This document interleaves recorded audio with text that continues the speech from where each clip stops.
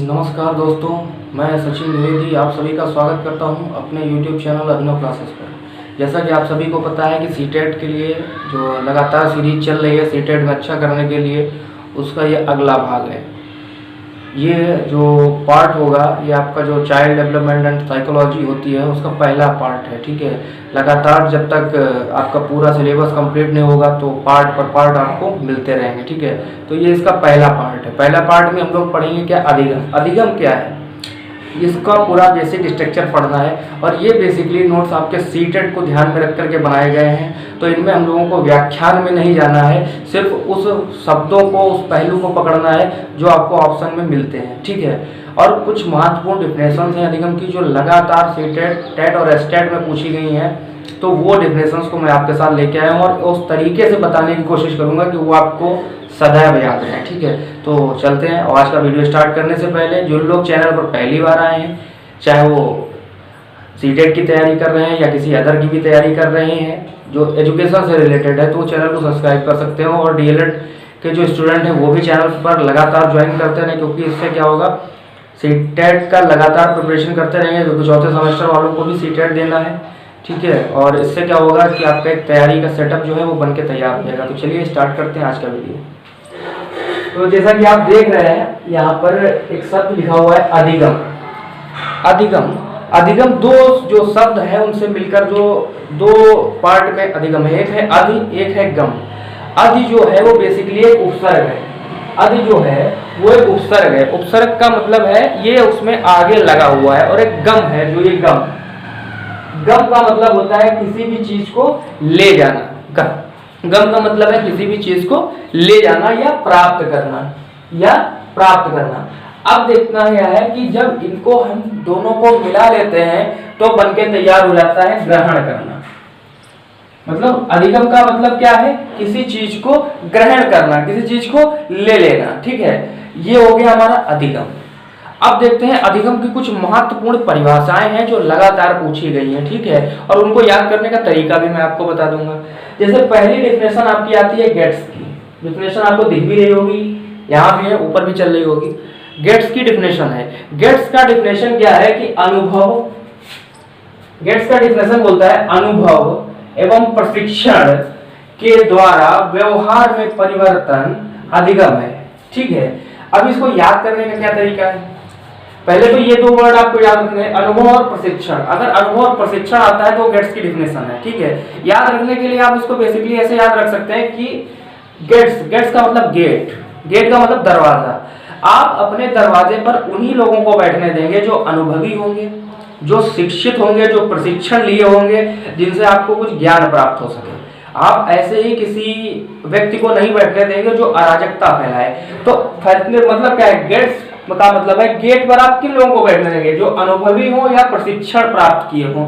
तो गेट्स की डेफिनेशन क्या है, अनुभव एवं प्रशिक्षण द्वारा व्यवहार में परिवर्तन अधिगम है।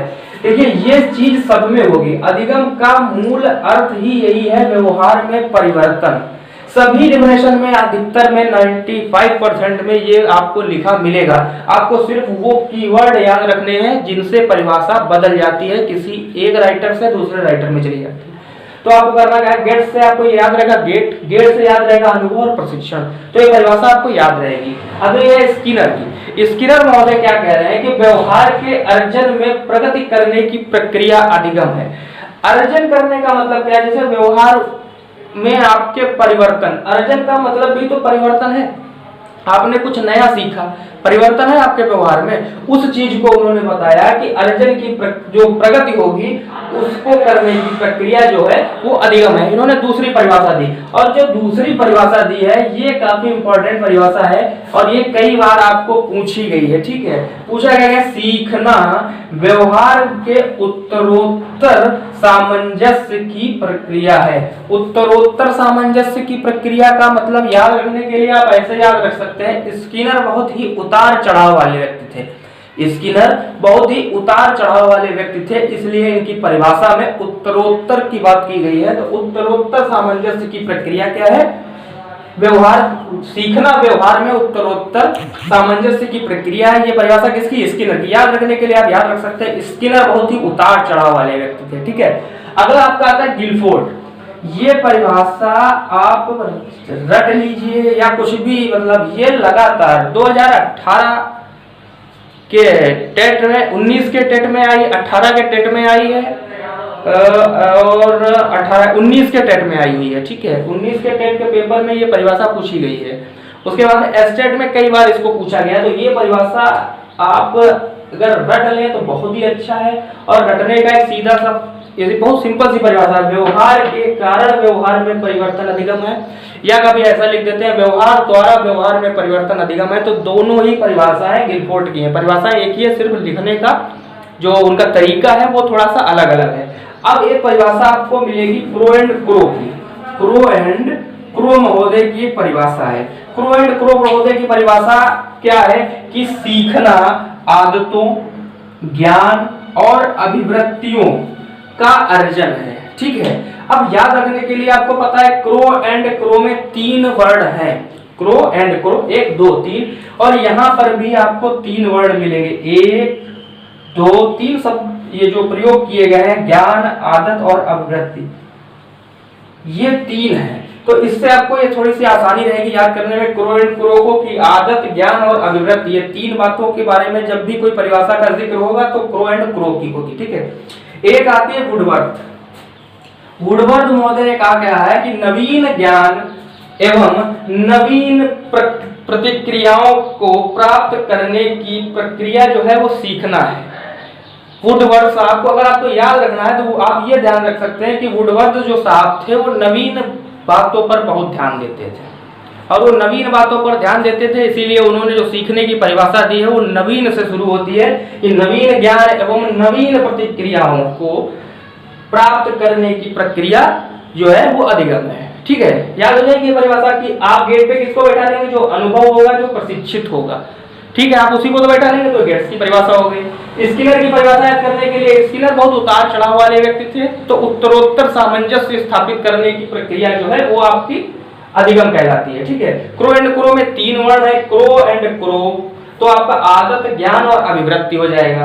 अगला है वुडवर्थ। वुडवर्थ का मतलब है कि नवीन ज्ञान एवं नवीन, ये थोड़े नवीन विचारों से बहुत प्रभावित थे नए करने के लिए, तो इन्होंने जो परिभाषा दी वो नवीन के लिए दी। ये सिर्फ याद करने का एक तरीका मैं बता रहा हूँ। डेफिनेशन आपके सामने लिखी है, आप देख सकते हैं, नोट करना चाहे नोट कर सकते हैं, और इसका जो लास्ट में होगा, वीडियो के बिल्कुल लास्ट में मैं पूरा एक इसका वो समरी दे दूंगा, कि जिससे आप अगर वहां से नोट करना चाहे तो वहां से भी नोट कर सकते हैं। ठीक है, अब अगला एक बहुत जरूरी चीज है अधिगम प्रक्रिया का रेखा चित्र। रेखा चित्र का मतलब क्या है? रेखा चित्र का मतलब है कि अधिगम किन किन परिस्थितियों से या किन किन स्टेप के माध्यम से चलता है आगे की ओर, स्थायित्व को प्राप्त करता है। तो पहली जो चीज आती है उसमें आती है आवश्यकता। आवश्यकता ही अधिगम की जननी है। आवश्यकता ही अधिगम की जननी है। यदि व्यक्ति की आवश्यकता नहीं होगी, व्यक्ति को नीड नहीं होगा, तो वो अधिगम ग्रहण क्यों करेगा? ठीक है, अभी देखना क्या है कि हम लोग एक एग्जाम्पल ले लेते हैं, जिसको एग्जाम्पल से समझाने में बहुत आसानी हो जाएगी। एक बालक है, बालक को साइकिल चलाना नहीं आता है, वो बाजार जाता है। बाजार जाता है तो बार बार जाने के बाद वो थक जाता है, तो बालक को एक आवश्यकता होती है कि क्यों ना हम साइकिल को चलाना सीख लें, तो हमको थोड़ी आराम हो जाएगी। आराम का मतलब क्या है? अब साइकिल चलाना उसके लिए आवश्यकता हो गई। जब साइकिल चलाना उसके लिए आवश्यकता हो गई, लेकिन उसे साइकिल चलाना तो आता नहीं है, तब क्या होगा? तब वो आवश्यकता में एक जो अधिगम है उसको ग्रहण करने की वो कोशिश करेगा। अधिगम क्या है? साइकिल को चलाना। अब क्या होगा? जब आवश्यकता हो गई, उसको पता चल गया कि हमको साइकिल को सीखना है, तब होगी अधिगम की इच्छा। अधिगम की इच्छा क्या है? अधिगम की इच्छा है कि अब हमको साइकिल चलाना सीखना है। ये उसके अंदर एक इच्छा प्रकट हुई कि अब हमको साइकिल चलाना सीखना है। जब अधिगम की इच्छा प्रकट हो गई, तब आई तत्परता। तत्परता का मतलब क्या है? तत्परता, जब पहले तो आवश्यकता हुई, आवश्यकता के बाद अधिगम की इच्छा हुई बालक के अंदर, अधिगम की इच्छा के बाद तत्परता। तत्परता क्या है कि जब पहली बार उसने साइकिल चलाई होगी, तो ऐसा तो नहीं है कि डायरेक्ट वो साइकिल चलाने लगा होगा। कई बार हो सकता है गिरा हो, कई बार हो सकता है चलाने में असफल रहा हो, लेकिन लगातार तत्परता के साथ वो उस कार्य में लगा रहा, और तत्परता से उसको एक अनुभव मिला। तत्परता से उसको प्राप्त हुआ अनुभव। अनुभव क्या था कि अब वो धीरे धीरे साइकिल चलाना सीख गया, अनुभव हो गया उसको कि किस प्रकार से पैडल को मारना है, किस प्रकार से बैठना है, किस प्रकार से किस कार्य को करना है जिससे वो साइकिल को विधिवत चला सके। अब क्या हुआ, जब अनुभव प्राप्त हो गया उसको साइकिल चलाने का, मतलब अब उसने साइकिल चलाने को सीख लिया। जब साइकिल चलाने को उसने सीख लिया तब उसके व्यवहार में आया परिवर्तन। व्यवहार में आया परिवर्तन का मतलब क्या है कि अब पहले जब व्यवहार था यहाँ तक, तो वो साइकिल चलाना सीख, यहाँ पर जब वो आया इस स्टेप पर तब उसने साइकिल चलाना सीखा, लेकिन अभी वो साइकिल चलाना नहीं जानता था। तो जो साइकिल चलाना नहीं जानता था और साइकिल चलाने तक, अब उसमें एक व्यवहार में परिवर्तन हो गया, क्योंकि पहले जब वो कार्य करता था तो उसमें साइकिल चलाना शामिल नहीं था, अब साइकिल चलाना उसमें शामिल हो गया। उसके बाद आता है व्यवहार परिवर्तन में स्थायित्व। स्थायित्व का क्या मतलब है, अब वह न गिर रहा है बालक साइकिल से, ना ही उससे कोई खतरा हो रहा है उसको कि वो गिरता है, चोट लगती है, अब उसे कुछ नहीं हो रहा। अब उसके व्यवहार में एक स्थायित्व आ गया है कि जब भी वो मन करता है साइकिल उठाता है, अपनी पड़ोस की या किसी की भी अगर वो साइकिल है तो वह उसे चला सकता है। उसके जो व्यवहार है अब उसमें एक स्थायित्व आ गया, ठीक है। उसके बाद आती है आखिरी स्टेप आपका कि अधिगम कार्य की संपन्नता। जब स्थायित्व आ गया तो अधिगम कार्य में एक संपन्नता हो गई, अब वह साइकिल चलाना पूर्ण रूप से सीख चुका है, अब उसे किसी भी प्रकार की कोई कठिनाई नहीं हो रही अधिगम में।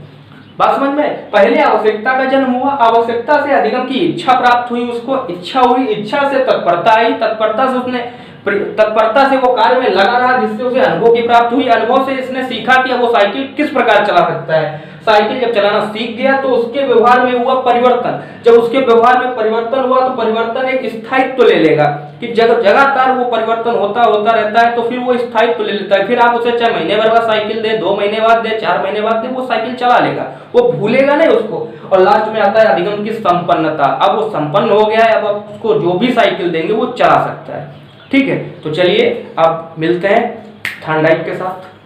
चलिए जानते हैं थॉर्नडाइक महोदय को। थॉर्नडाइक महोदय जो साइकोलॉजी में है वो एक महत्वपूर्ण व्यक्तित्व है, इनको जानना बहुत आवश्यक है। थॉर्नडाइक से रिलेटेड आपको 1 से 2 क्वेश्चन सीटेट में हर बार अवेलेबल मिल जाएंगे। वहाँ पर हर बार सीटेट से में 1 से 2 नंबर के क्वेश्चन पर थॉर्नडाइक जी का अपना एक प्रभाव रहता है, वो वहाँ पर आपको मिल जाएंगे। तो चलिए थॉर्नडाइक को स्टार्ट करते हैं। स्टार्ट करने से पहले थॉर्नडाइक के बारे में थोड़ा सा जान लेते हैं कि थॉर्नडाइक वास्तविकता में है क्या।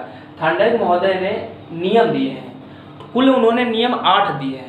8 नियमों में 3 जो है मुख्य नियम दिए हैं उन्होंने, 3 मुख्य नियम है और 5 गौड़ नियम है, ठीक है। 3 मुख्य जो नियम है वो उसमें आपका आता है तत्परता का नियम, अभ्यास का नियम और प्रभाव का नियम, ठीक है। और 5 गौड़ नियम दिए हैं जिनको आपको ज़्यादा कुछ जानना या डिस्कस नहीं है। बाकी मैं 5 आपको दिख रहे होंगे, आप 5 चाहें देख सकते हैं और उसका आप चाहें तो आप लिख सकते हैं, कोई दिक्कत नहीं, बट उतना ज़रूरी नहीं है वो, ठीक है। हम मुख्यतः जो ज़रूरी है उस पर बात करेंगे, डिस्कस करेंगे। मुख्यतः इन्होंने जो 3 मुख्य नियम दिए हैं उसमें पहला आपका आता है तत्परता का नियम।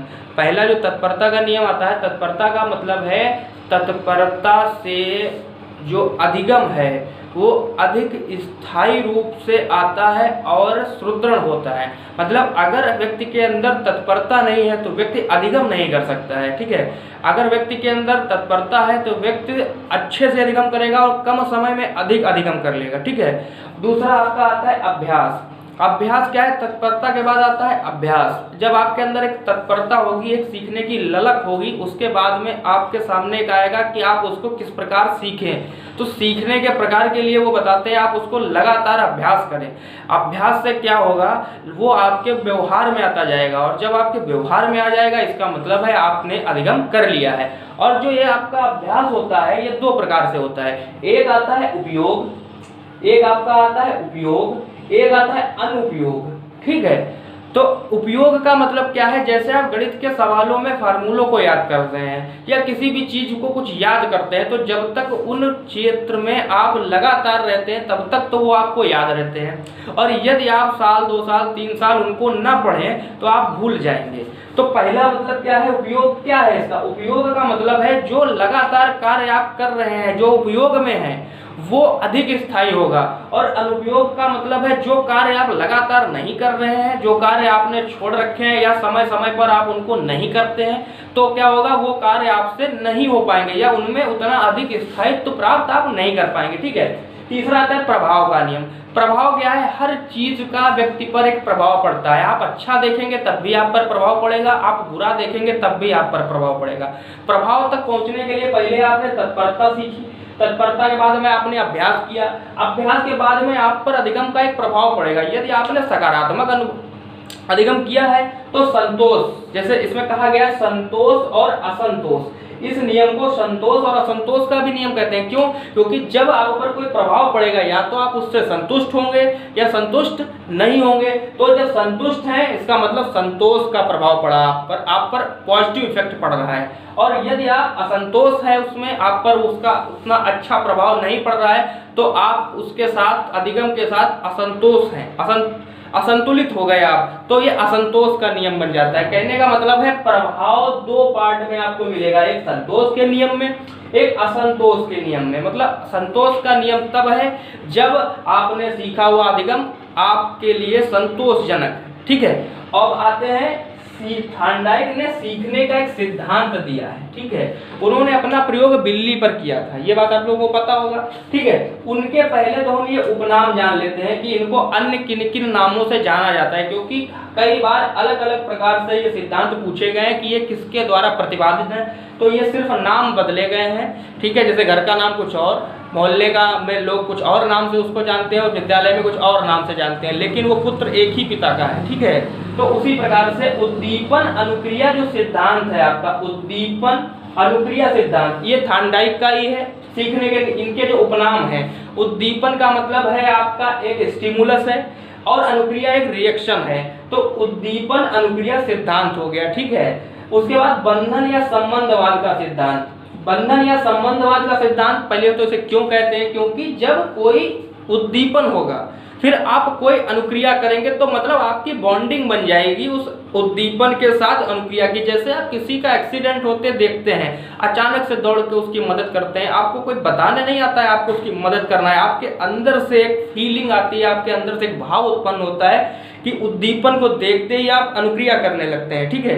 उसके बाद में बंधन की बात समझ में आ गई, किस प्रकार से आप बॉन्ड बना लेंगे। उसके बाद प्रयास एवं त्रुटि का सिद्धांत। प्रयास एवं त्रुटि का सिद्धांत इसलिए इसे किया जाता है क्योंकि बिल्ली बार बार प्रयास कर रही थी अपने लक्ष्य मतलब भोजन को प्राप्त करने का, और उससे बार बार गलतियां हो रही थी। फिर एक बार उसने ऐसा प्रयास किया कि उसे भोजन की प्राप्ति हो गई, तो प्रयास किया, गलती हो रही थी। इसको आप ये भी कह सकते हैं गणित में प्रयोग किया जाता है। जैसे प्रयास किया, त्रुटि हुई, सवाल नहीं लगा, फिर आपने प्रयास किया, फिर त्रुटि हुई, फिर सवाल नहीं, तो एक समय ऐसा आएगा कि आपसे प्रयास करने पर वो त्रुटि खत्म हो जाएगी। तो इसके लिए इनको एक शब्द में बांध दिया गया, प्रयास एवं त्रुटि का सिद्धांत। ठीक है।